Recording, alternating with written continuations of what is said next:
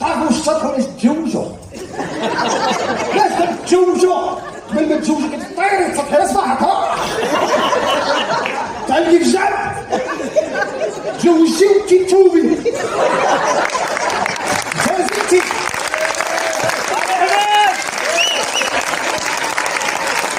فوتي على الشرقي فوتي عبد خيرنا خليك احسن هنا هنا حد السوالف دوري القصاش